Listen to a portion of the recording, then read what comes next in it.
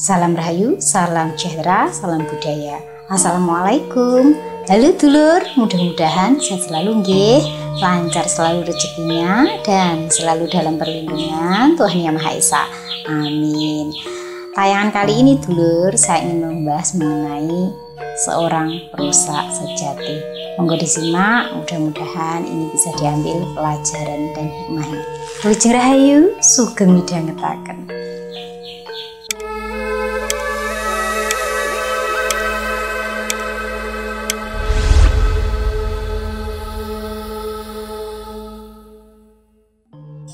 Dulur, mengapa saya menyampaikan ini? Karena jika tidak saya menyampaikan ini, panjenengan mungkin tidak tahu deh, perusak sejati itu karakteristiknya seperti apa. Mengapa disebut sebagai perusak sejati? Karena tipu daya dan penanaman keyakinannya ini bisa membuat orang berubah pikiran dan mengubah jati diri Anda yang sebenarnya. Bayangkan apabila ini dibiarkan begitu saja, maka berapa banyak yang akan menjadi korbannya. Dan di sini saya juga sekaligus mengajak, mungkin dari kita salah satunya tanpa menyadari adalah sebagai pelakunya. Untuk itu, kalau sifat atau karakteristik kita seperti ini, mari kita sama-sama berubah nih, mengubah sesuatu yang bisa merusak orang lain. Di negara kita itu sudah tidak kekurangan orang pintar dulur, banyak sekali yang pintar nih. Juga semakin terbuka pemikirannya dan juga sebagai negara yang religius. Tetapi banyak juga mereka yang mudah sekali digiring oleh orang-orang yang memiliki karakteristik yang akan saya sampaikan.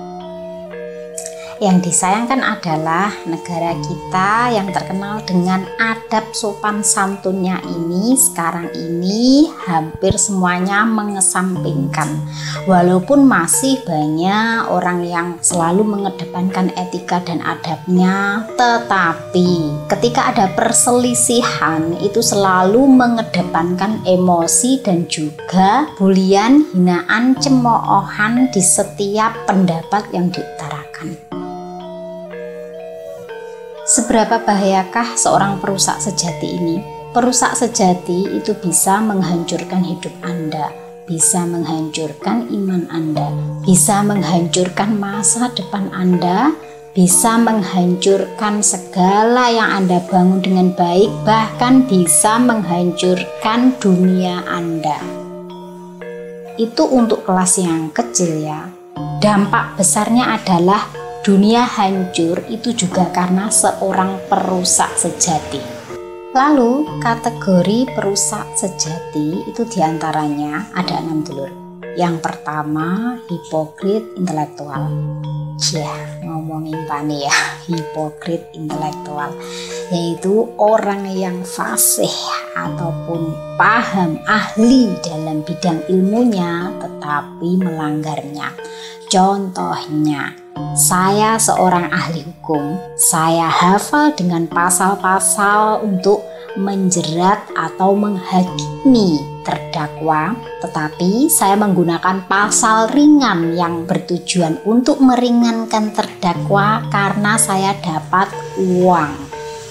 Mungkin yang bukan ahli hukum itu tidak tahu, tetapi saya tahu yang saya berikan itu adalah sesuatu yang ringan, yang hukumannya tidak sebanding ya, karena uang.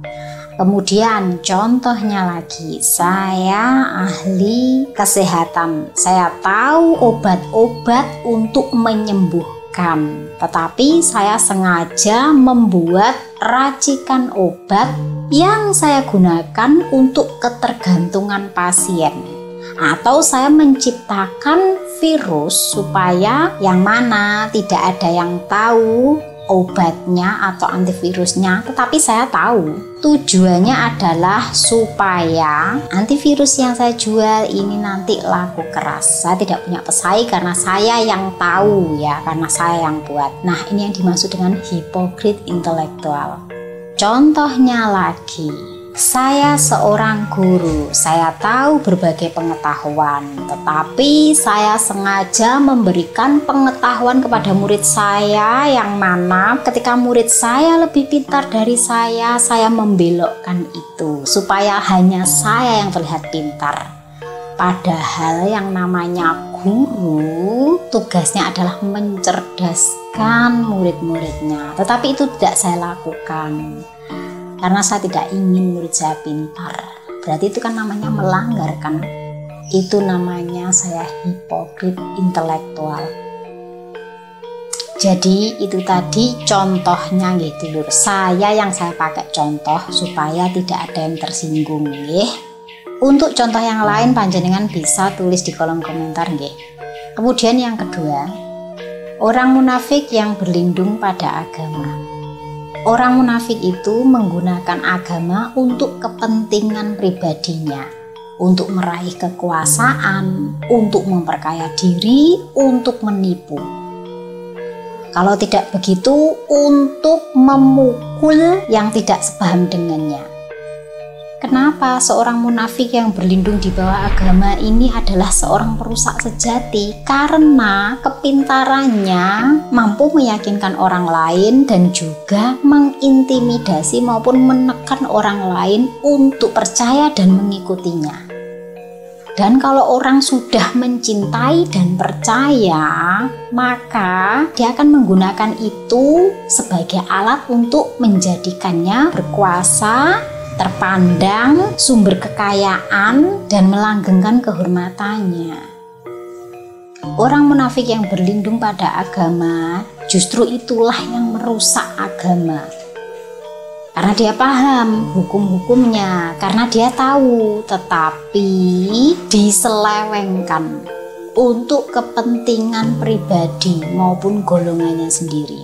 Jadi tidak sesuai dengan ajarannya. Karena begini dulur, dengan membawa agama, orang itu takut, orang itu percaya, sehingga apapun yang diucapkannya biasanya pasti diikuti. Nah, kalau dia seorang yang munafik, berada di posisi manapun, dia akan tetap menjadi seorang perusak. Kalau seorang munafik itu membawa atas agama, maka orang akan mudah sekali tertipu dengan segala ucapannya meskipun itu melenceng dari agamanya sendiri.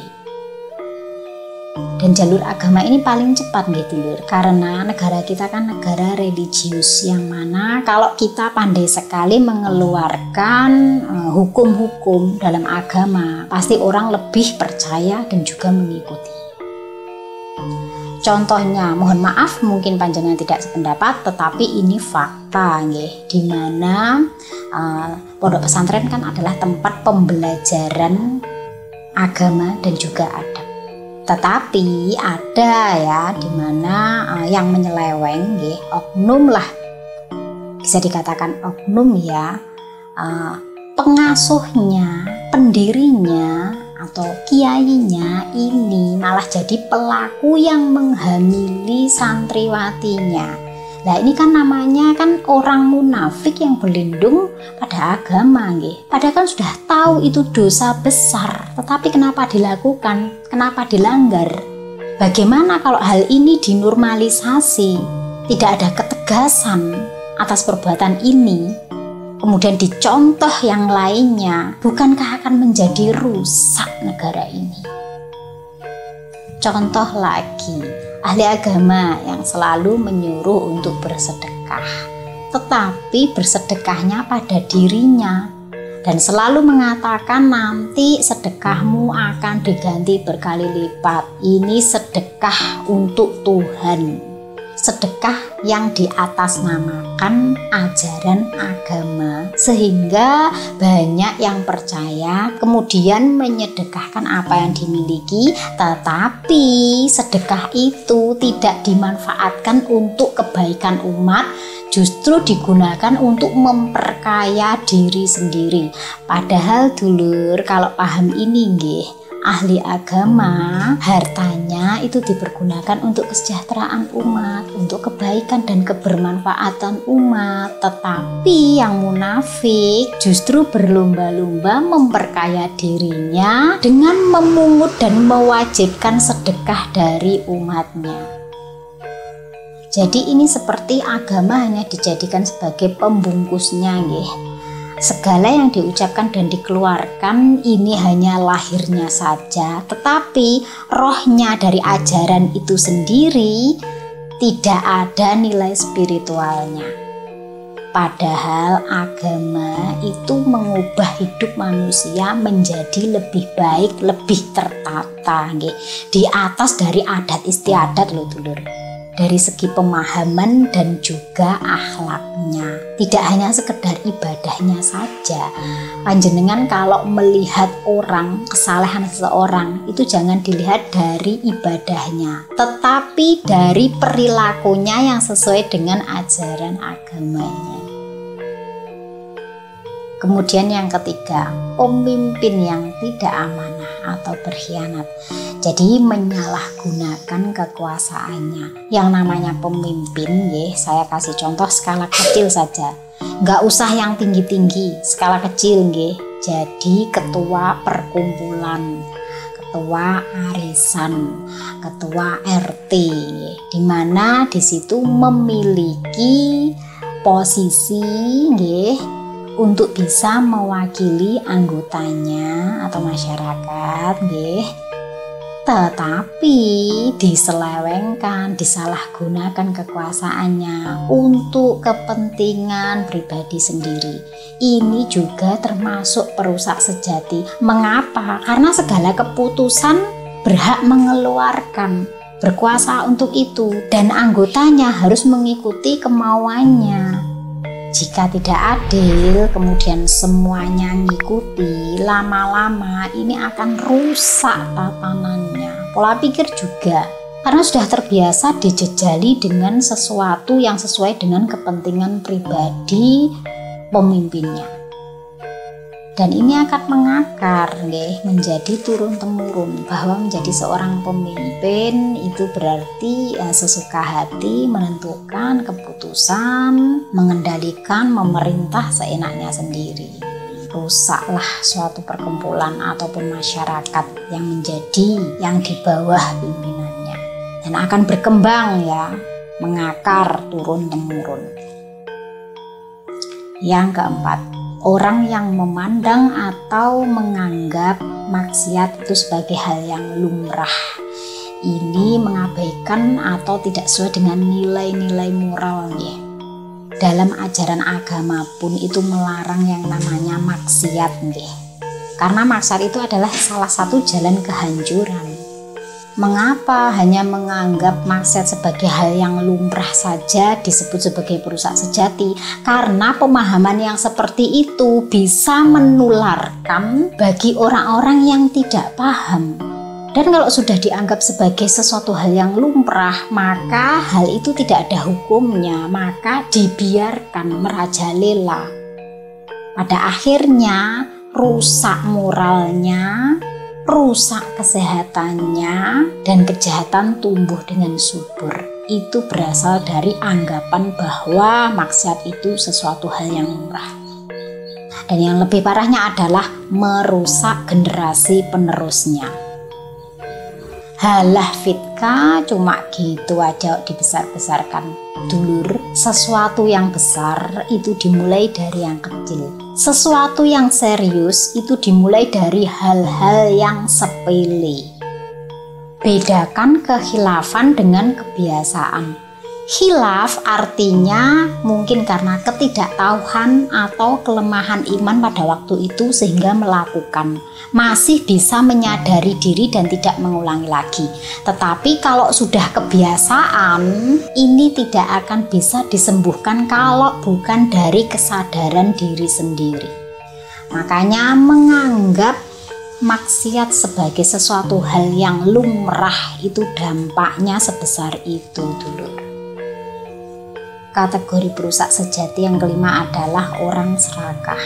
Mengapa? Orang serakah itu semuanya diakui, semuanya dirampas, sangat tega, masa bodoh dengan siapapun asal untuk dirinya sendiri.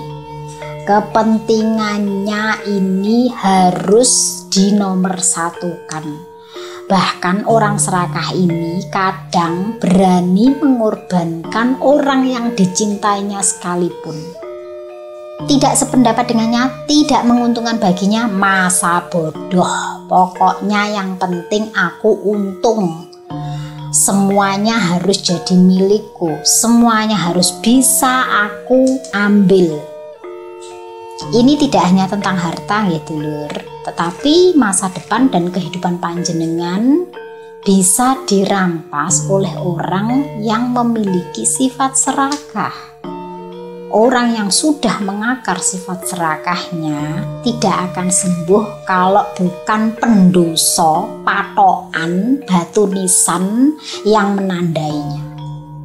Karena serakah ini haus terus, tidak ada kenyangnya. Kecuali kalau sudah mendapat hidayah dari Tuhan, baru dia bisa menyadari insaf, tetapi ya itu tadi harus membayar karma dari apa yang pernah diperbuatnya. Dan yang keenam adalah pemaksa. Pemaksa ini kategori ya seorang pemerkosa wanita. Ini parahnya ya, karena penghancur masa depan, pembunuh karakter, pembunuh mental, juga pemerkosa hak-hak asasi manusia. Yang namanya pemaksaan itu sama dengan pemerkosa. Jadi tidak hanya wanita saja hak asasi manusia, tetapi memaksakan pola pikirnya terhadap orang lain. Ini juga seorang perusak sejati. Yang benar adalah setiap orang memiliki opininya sendiri-sendiri. Tetapi untuk bisa diterima atau tidak itu hak bagi orang lain. Jadi jangan pernah memaksakan opini kita untuk bisa harus diterima oleh orang lain. Karena meskipun benar, tetapi jika tidak baik, hasilnya tetap tidak baik. Memaksa apapun itu bentuknya tidak baik, kecuali ada hal-hal tertentu yang memang harus dipaksa, tetapi tidak semuanya. Karakteristik dari perusak sejati diantaranya itu menyebarkan kebencian dan kekerasan, menindas dan mengeksploitasi orang lain, tidak memiliki rasa welas asih, empati, dan bahkan tega. Penyebab kerusak lingkungan dengan cara adu domba dan provokator, dan parahnya menyesatkan orang lain dengan manipulasinya. Dulur selalu jaga diri untuk saya dan juga panjenengan jangan sampai terjebak oleh tipu daya seorang perusak sejati. Tetap menjadi diri kita sendiri, nilai-nilai moral dan kebaikan yang telah diajarkan leluhur kita. Saya Fitrika, salam rahayu.